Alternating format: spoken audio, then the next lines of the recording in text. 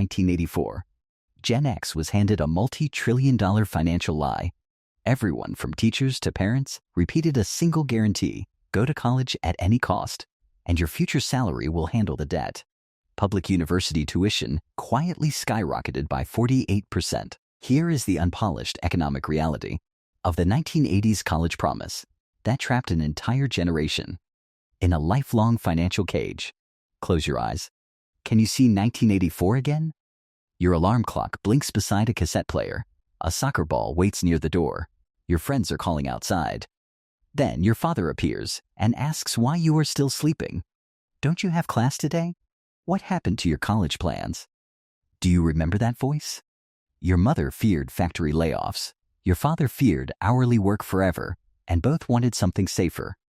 So they repeated one sentence: go to college. Everyone repeated it. Teachers, counselors, relatives. Did anybody ask what you wanted? Or did your own answer already seem irresponsible? Maybe you wanted to repair cars. Waiting looked lazy. Trades looked smaller, and skipping college sounded almost financially suicidal. That pressure boxed many young Gen Xers in. Adulthood had not even properly started.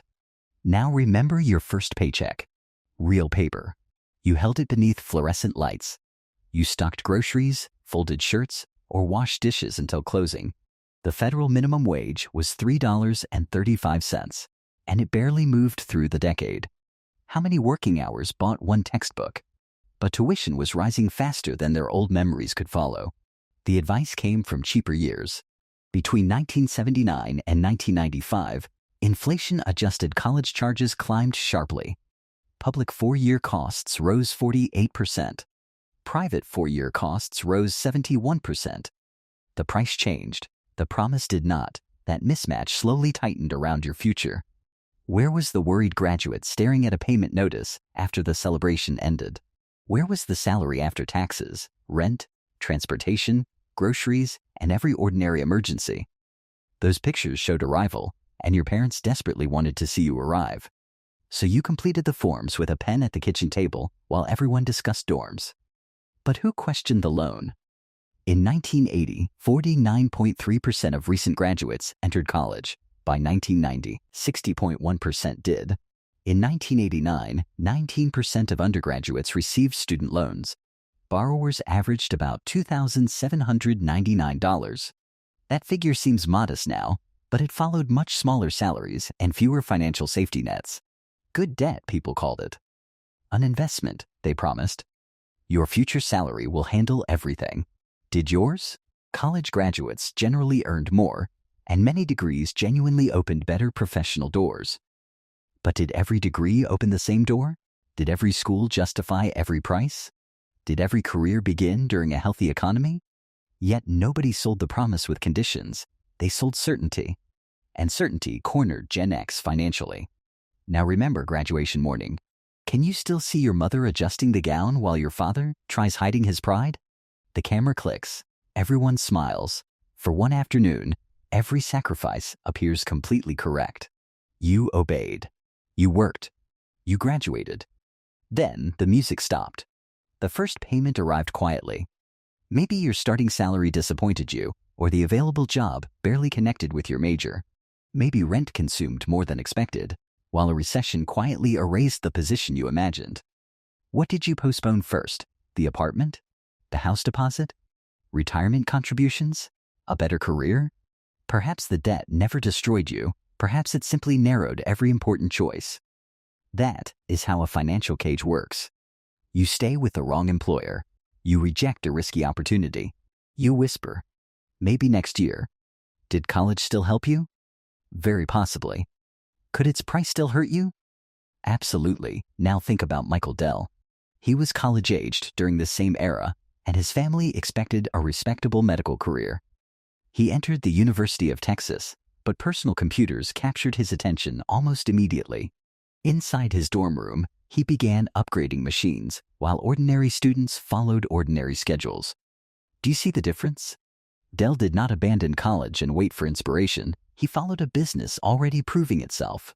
Most students had no customers, no revenue, and no growing company waiting outside class. What if you had ignored the college advice? Would you be wealthy today? Maybe not. Many workers without degrees earned less, and factory closures destroyed supposedly secure alternatives.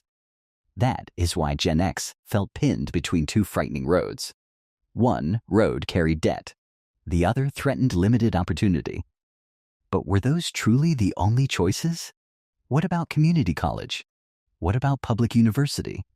What about apprenticeships? A cheaper degree connected to clearer earnings? Why were those options discussed so quietly while expensive college sounded automatically respectable? Because status spoke louder than arithmetic, debt sounded temporary, and questions embarrassed ambitious families. Do you remember balancing a checkbook? Do you remember waiting for bank statements? There was no salary calculator online, no instant tuition comparison, and no repayment simulator in your pocket.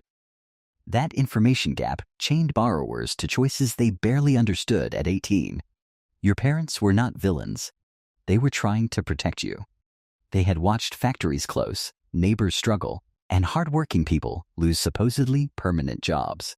They believed education created distance from hardship, because that lesson once looked undeniably true. But love used outdated numbers.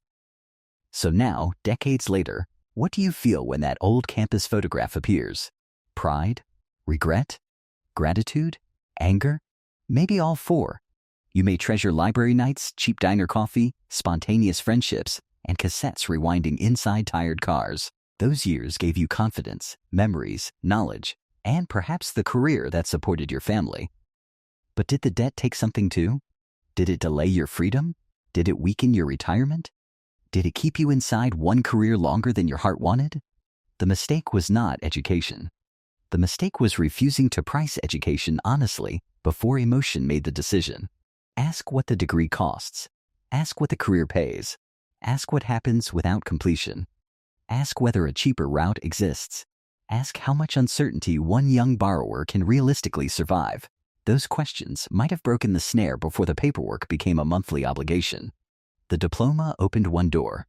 The debt quietly closed several others. The degree was not the lie. The guarantee was. And now, many believe a younger generation has made that retirement even harder to protect. But is that really what happened? Watch, did Generation Z destroy Generation X retirement? Where did that fear come from, and why has success never made it disappear? Watch the psychology of Generation X finance, why they never feel safe to understand the hidden money mindset that still controls an entire generation.